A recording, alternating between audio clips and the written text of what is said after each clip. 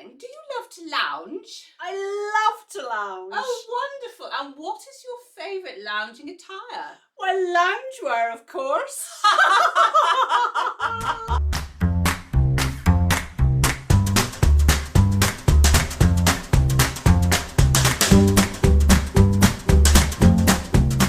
Hi everyone, welcome back to our channel. I'm Nikki. And I'm Rachel, and we are the Stitch Sisters, and we are sat here in our lovely new loungewear, darling. Fully lounged up we are. Yes, we are. We've even got matching slippers. Woo! All the matching going on here all at once. Yes.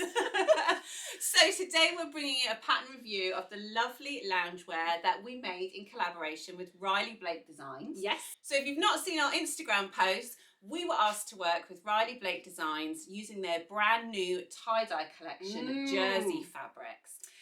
They've not done many dressmaking fabrics. They are mainly quilting fabrics, but we love the fact that they're bringing their fantastic designs into dressmaking fabrics too. Exactly, and we were so excited to be asked to work with them because they are such a well-known brand within the fabric industry. They've been going for so long, and they have always had wonderful, playful, fun, colourful designs. Yes. So we thought that it would be the perfect fit for us to work with them. It's been really good fun. And it has been really good fun. So let's tell you first a bit about the fabric, and then we'll tell you a bit about the patterns that we used. Yes. So they gave us the brief of creating a loungewear set, and clearly we didn't need to Didn't need much persuading. No, to be honest. exactly. Now you'll know that these days we do very few collaborations, and when we do, it's only if it's something that we genuinely would want to make. Yes. So you know, loungewear, tie-dye, bright, colourful, soft, cosy, and beautiful jerseys as well. It was a bit of a no-brainer, really. It wasn't was, for us? absolutely.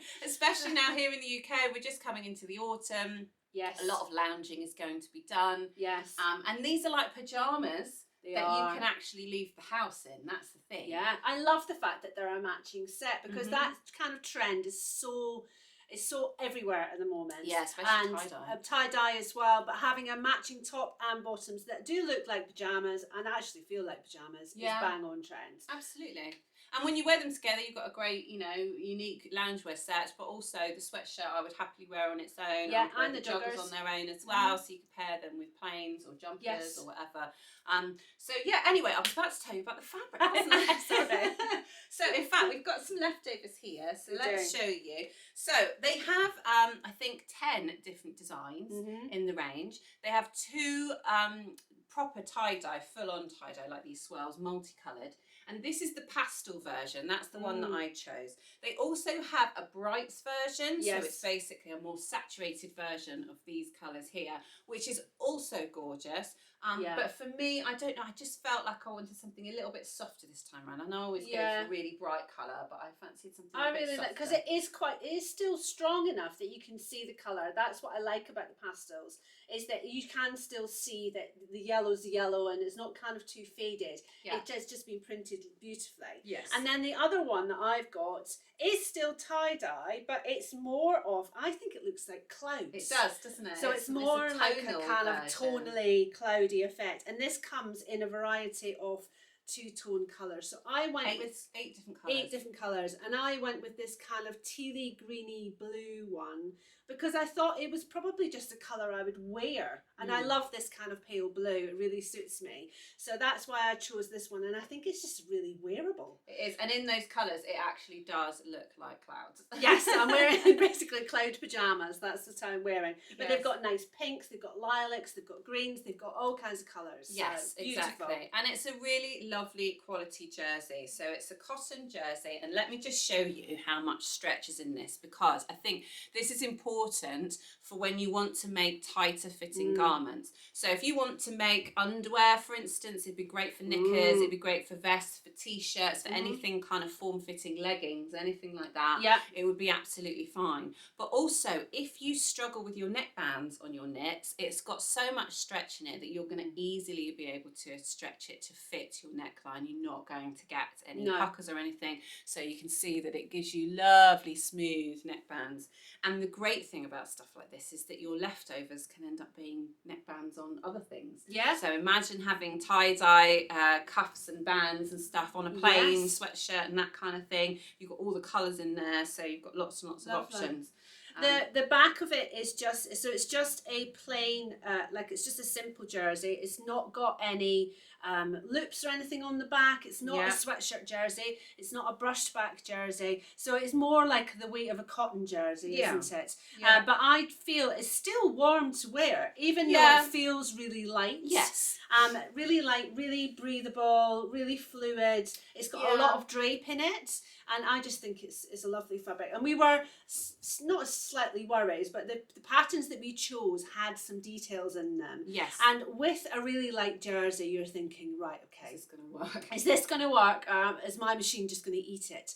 But actually, the fabric worked beautifully underneath the machine, and it never kind of let me down. I was always surprised. I was always kind of waiting for something to go wrong, and then nothing ever did. Pockets came out beautifully. We've even got kind of pockets on the front and back pockets patch pockets on the back, and they turned out brilliantly. So. Yes, although we should say that there were some slightly trickier areas, and that is because whenever you've got a jersey that's got a lot of stretch in it, and obviously these ones do, then when you're just using a standard sewing machine, you can get some rippling seams. Now, we cover how to deal with rippling seams in our overlocker class, and we also cover how to sew with stretch fabrics in our dressmaking class. If you have issues with those, there's some tips in those classes for how to work with them. It's mainly altering the settings on your overlocker, using your differential feed, but or adjusting the width, the cutting width. On your sewing machine, we found that the best results was using a walking foot, which means that you've got feed dogs top and bottom to hold it in place, using a stretch needle rather than a jersey needle. Yes, that's right. Which just has a little hook on the needle, which means that it's more likely to catch the fibres, the loops as it goes through. And it did need a really good press. Yeah, I also use starch as well, so which is another tip. If you're trying to get something to sit really flat, so like on the patch pockets, I starched them and I pinned them, starched them, ironed them, made sure everything was sitting nice and flat. Nothing was kind of moving out of place or rolling up, and that all the seams were all sat underneath. That was really important. Exactly. So that kind of thing, you just need to think about just doing that one bit. And if that one bit is tricky and takes a few extra steps, it is worth it in the end. And I am so glad that we still did the patch pockets on the back. It would have been so easy just to say we're not doing that, but we did. But obviously, if you are nervous, just use a simple pattern, and we'll get into the patterns in a second, explain to you why they were a little bit more complex to sew with a lightweight stretchy jersey. But if you need any other tips for sewing with stretchy jerseys, we do actually have a video on here where we give you our top 10 tips for sewing with stretchy jerseys. So that's another option for you to go and check that out. There's a few other things in there that help you stabilise the areas that you're sewing and those kind of things. But yeah, so we were really impressed with the fabric. As Nikki said, it was a bit lighter than we expected. So when we were asked to sew loungewear, we were thinking of kind of sweatshirt weight fabric. And we did ask for the weight, but it's always difficult to know, isn't it, when somebody gives you a GSM, kind of exactly what that feels like until you see it. And I would consider it a medium weight jersey. I wouldn't consider it a heavyweight jersey. And that's great because it does then have so many uses. But we did and ah about whether we should switch for patterns that, you know, didn't require as much volume. Because the drape in the fabric means that you wouldn't necessarily see that volume. But actually, I'm really glad that we just stuck with the patterns that we planned to use, because it was absolutely fine. And for me personally, I think of this kind of as a layering thing. So I want to be able to fit a jumper over the top or a coat or whatever. So I don't want anything that's too bulky anyway. No. And I think that often when you've got the heating on, it gets warm quite quickly. It does. You don't want anything that's quite too thick anyway. Especially with our midlife crisis that's going on at the minute. Exactly. We don't want to be overheating there, do we? Yes. No. Now, I should say, because before anybody thinks that this sounds like an ad, We were asked, our collaboration with Riley Blake was to produce photos for Instagram, which we've done. So this YouTube video is something that we've decided to do just because we genuinely love the fabric and the patterns that we used so much that we wanted to bring you the details, but we were not asked to do this. This is just an extra that we've done off our own backs. So if that puts your mind at rest, we do genuinely like the fabric. We're not just saying it as part of a collaboration. Shall we talk about the patterns now? Yes. We're very excited about the patterns. Let's do it. So we're both wearing the same bottoms. So we stand up and show them our Stand bottoms. up and show them our bottoms. So here we go. Here's our patch pockets on the back. Oh, look at that. And then we've got pockets on the very side excited. as well. Yes. You've gone for different cuffs, haven't we? I've gone for elastic in the bottom, and she's gone for a cuff. Yes. So, and they are both the plateau joggers by Closet Core. There we go. And I particularly loved making this pattern. I made both of the bottoms just because it just coincided with the fact I had a bit more time than Rachel. She was doing something else. So I made both of the bottoms, and I really loved the extra detail. I have to admit that I am madly in love with Closet Core. Every time there's a pattern that I choose that's from them, I actually physically look forward to sewing it because it's so well drafted. The instructions are so well written. There's often sew-alongs as well on the website. Exactly, and hacks and all kinds of stuff. But I really think that their patterns are fantastic and some of the best that are out there. Absolutely, yes. Now, the only thing that I questioned with the plateau joggers was the sizing, because I personally, especially with a thinner fabric, I didn't want them to be too tight on me, and I do definitely have bigger bum and hips. I'm a different size on the bottom half than I am on the top. And a lot of this style of joggers are quite skinny, they're quite kind of slim fit, and I definitely didn't want that. But in the end, what I decided to do was just to size up.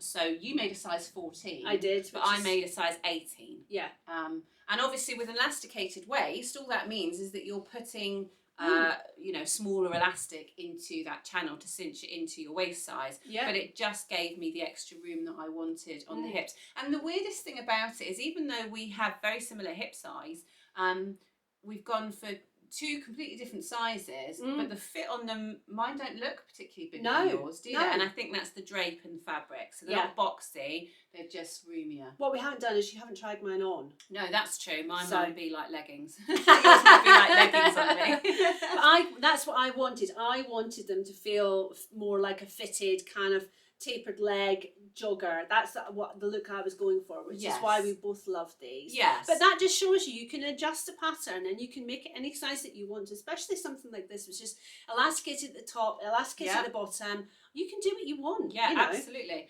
And then also, because I wanted them roomier in the hip area, but I do have quite small ankles, then you've actually cut a size 14 cuff for me, didn't you? So, so the cuff, not that there's much difference between a 14 and 18, but on your ankle that could make quite a big difference. So it just means that they're not kind of baggy and flopping around. I hate baggy cuffs. Yeah, me too. We'll get to those in a minute. Yes. And then, as always, we make different changes on the waist, don't we? So I always love my elasticated waists. I like to have extra rows of stitching to stop the elastic from flipping over and to keep it in place, but I also just like the overall look of that, so I went ahead and did that.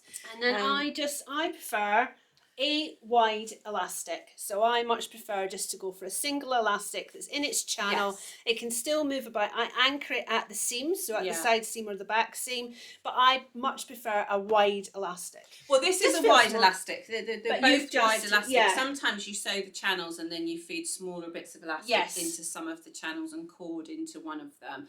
But this one is just a wide elastic. It's just and if you want to do that, just crank out your machine up to your longest stitch. And then stretch it as you sew, so that you're sewing on flat fabric, not ruched fabric. And then it just means that there's enough movement in those stitches for it to stretch on and off you. But it just kind of anchors that to the elastic. The pattern itself does actually have a cord, you can see. So you can make buttonholes on the middle of the waistband, and then you can feed cord through. To be honest, I always find that surplus to requirements. Sometimes it's part of the look. So sometimes when I've made joggers and they've had stripes down the side, I want a cord that matches the strap, Yeah. kind of ties it all in, but I just didn't feel like it was necessary on I these.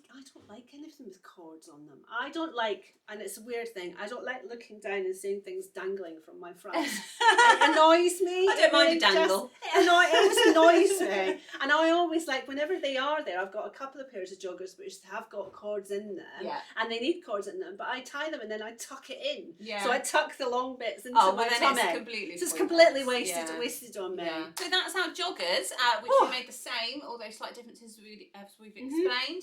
But then we went for different sweatshirts, didn't we? We did, yes. So I stuck with Closet Core, and I went for this Mile End sweatshirt, and I went for this view here. And the reason I chose that one is I knew I wanted something cropped, and I also wanted something that kind of cinched in a little bit at the waist but was still comfortable. And I really love the design on this, where you've got this tie going through the front. So let me show you. This is the tie here. So it's just a piece of, you leave a hole at either side of this front channel, and then it's just a piece of jersey, a rectangle that's knotted, and then you feed that through. But there were quite a few details that I wasn't expecting. I hadn't really looked at the pattern that closely. So one of them is that you have these diagonal seams. So the front comes in at an angle like that. Let me show you on the line drawing. On the line drawing on the back. So you can see that the seam comes in slightly, but what you'll also be able to see on there is that the back has a yoke. So you've got two parts there as well. And then the other detail is that there's actually darts on the sleeve. So let me see if I can show you those. So we've got two darts here on the sleeve. Now, on a very stretchy fabric, they can be quite difficult to sew. I won't lie to you, there were a couple of goes at those because it was just kind of chewing up a little bit. Yeah. And so I would say on a less stretchy fabric, they would be a lot easier. But I think it's my machine. My machine doesn't like you. When Yeah, you come and use my sewing machine. But I also think the great thing about those details and the oversized nature of it is that you wouldn't have to have a stretchy fabric. You do get non-stretch sweatshirtings, and you get things like fleece that don't have stretch. But also you could easily, as long as you could fit it over your head. I've got a very small head, so I wouldn't have to worry about that. But you should be able to. So, especially if you wanted to do some sort of colour block option, or you wanted to do a mix of woven and stretch fabrics. Yeah. Because as long as you've got stretch on part of it, so the front panel could be stretch, for instance, but the rest of it, the sleeves and the back, could be a solid fabric. It would be interesting for colour blocking as well, because you've got that drop sleeve, and because the seam comes into the front, I think it would be, and you've got the yoke as well at the back. It would be a really interesting one to do with scraps or with colour blocking as well. And there are also a few different options on there. So you can see there's a hoodie version there, which is actually a V-neck, which is really interesting. But you can also do the standard sweatshirt without the tie at the front. And so you could kind of mix a fourth option in as well if you wanted to do the V-neck but without the hood or without the pocket, but you'd need to draft your own neckband if you're going to do that.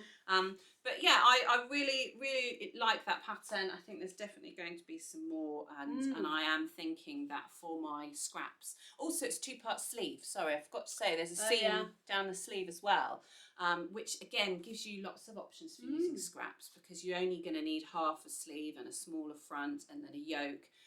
And a lower back, so it does mean that if you've only got small scraps of jersey left over, you could still make it. Absolutely, that's great. I like the length on you as well. I think it really suits you. Thank you. Can you tell that we haven't done a pattern review for so long? Oh, we're so waffling. Anyway, I'm going to shut up now, and they're all like, over to me. Finally. So I did the I Am Zebra. It's just confusing me because it's got it on the back as well. I was thinking, what am I holding up to you? So I Am Zebra, which I liked because it's much more of a slim fit, traditional sweatshirt, but I was looking for something with a bigger sleeve, so something with just a bit of drama in the sleeves. I didn't go for the poppers just purely because I didn't see the point, because I had a really stretchy fabric. I didn't need it, so I just did a standard neckline, just attached the two pieces together. It was a very simple sew, very few pieces. The only thing that annoyed me about the pattern was I obviously bought a paper pattern and it came with overlapping pattern pieces.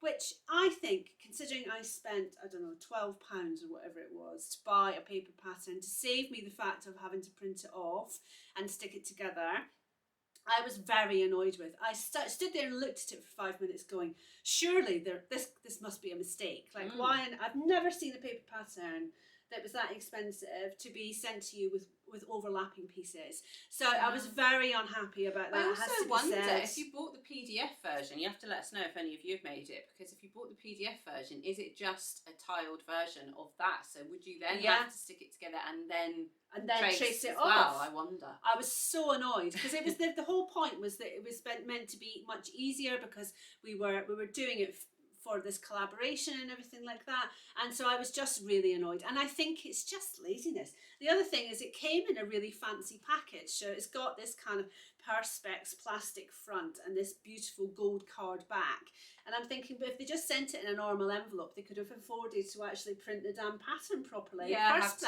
sheets instead of 1. It just seemed, and for something that was so small as well. I can understand it if you're making a 29-piece trench coat that you need to kind of cut down the costs. This is a front and back, 2 sleeves and a cuff. That's basically it. Yeah. There's nothing much to it. So I just think it was a bit lazy, really, to be honest. That really annoys me. So can you tell? I was really annoyed. I love the pattern and I love Am Patterns, and the few patterns that I've made from them before have always been fine, but they've always been PDFs. So I've never noticed that with the PDF. Okay. So, and the only other thing was that my cuff was way too big. My cuff, I could have got 2 arms down the cuff. And like I said, it really annoys me, cuffs which are too big. So I basically just took, so what's that, about 2 inches? 2 inches. I took 2 inches out of the cuff, and I basically just created a pleat. Do you want to show a bit closer at the camera? So all I did was hold it together and sew it so that it's coming up towards the top, but I didn't want to muck around with this here, so I've kind of just created a little kind of pleat here. So the actual extra fabric is still all inside there. I didn't want to have to take it out and redo it again, but I don't think anyone would ever notice. So other than me wearing it. Yeah, I think the advice would be that if you decide to make that sweatshirt, then once you've cut your cuff piece, just wrap it around your wrist and see kind of, because especially if you've got a fabric like Nikki's that has enough stretch that even a smaller cuff would still be able to stretch to fit the volume of the sleeve. If it feels like it's going to be too big, cut it down first and then you won't have to worry about that. Absolutely, and I should remember that. And I'm particularly you don't normally need to. I'm particularly fussy when it comes to cuffs. I do particularly like, and there's nothing I hate more than a baggy cuff. I'm sorry. Yeah, I mean, mine is not super tight, but that's because it needs to get on and off your hand. But I also like to be able to put it up, so I don't want it really tight, so that you can still get some movement in it. But yeah, I'm the same. If you've got, also it cuts down on the volume, because if you're not gathering it in quite as much, you don't get quite as much. You're not getting quite as much. I would make another one now that it's traced. And now that the pattern's ready to go, I would make another one, because I think it is a good kind of basic chuck on sweatshirt, but with that kind of bit more dramatic sleeve. I love those sleeves. So I am pleased with it, and I'm pleased with the whole set, to be honest. And I've been slightly, not annoyed, but I've been slightly waiting in anticipation, because we made them a good couple of weeks ago, and then we just haven't had a chance to get together and do the pattern review. So they've been hanging in my wardrobe, waiting to be worn. We had photos taken. We took photos in my bedroom, and then we planned to sit down and do a pattern review. And then you got a cold, and then I got your cold, and then my kids got COVID, and then your kids got COVID. So it's just been, and so we've been isolating from each other the last couple of weeks, and so it's been a nightmare. First chance that we've had. We both took a lateral flow this morning. We're both negative. Good. It's all fine, and we're both double jabbed anyway. So. So it's just. I'm also trying to go on holiday on Saturday, so it's all looking a little bit last minute, and fingers crossed, and skin of your teeth if we actually do get to go. But we'll see. So I hope you do. It's all been a bit. October's been a bit sickly, hasn't it? To be Yeah, honest? and as a result, it's just flown by. I can't believe that we're 2/3 of the way through it already. Yeah. And I don't even know what we've done, to be honest, work-wise, because we've just been one after the other after the other. Yeah. So yeah, it's hopefully November will be a lot better because we have still got so many plans. We've still got so many things that we want to share with you, and so many videos that we want to film, and Absolutely. and ideas for classes, and all the stuff that we covered in our last Yes. coffee and catch up. We're still very much intending to do all those things. We've just been scuppered a little bit. We have. But before anyone worries, our kids have had COVID, Yeah. but none of them have been particularly ill. No more than a minor kind of cold and flu sort of symptoms. Dylan had a really high temperature for about 2-3 days, and was just feeling a bit rubbish, really. Yeah. But other than that, they're back to normal. So it hasn't affected them physically quite as much, but it's just been a bit of a pain, really. Yeah. But we have been lucky so far. Neither families have had it until now. Yeah. So we are women, over kids. 18 months in now, so you know. Yeah. But you know, they go to school. That's and they're not jabbed yet, so it's that's a breeding why. ground. Yeah, exactly. But yeah, we're glad that the first time that we do then get together, we get to put these back on and be all comfy. and I have been wearing my matching slippers in the meantime. I've been wearing them every day because I am in love with them. They're so comfy. They are so comfy. We'll put we just got them from Amazon. We'll put a little link into that as well, so you can buy your own stitches, just rainbow slippers. They're not official, so it's just as much as it's just random. But you know they are. So that's it from us. I think so. We've done everything. We've done fabrics. We've done all of the lovely patterns, and we've done how much we love all of them. Yeah. So we just sign off by saying a big thank you to Riley Blake Designs for providing us with the fabrics and the patterns. Also, if you would like to buy these fabrics, you can buy them from fabric.com. Which is an Amazon company, and they have exclusive access to those designs. And they ship anywhere in the world, so you don't need to worry about whether you're in the US or not. So let us know if you end up buying some of the fabric and what you're making with it, or if you end up trying any of these patterns, or if you've made any other loungewear sets. We'd love to hear all about it. So get your loungewear on, make yourself a cuppa, and settle in for the night. And we'll leave you with a few prancy pictures, shall we? Yes. As soon as we've got them. All right then. Bye. Guys.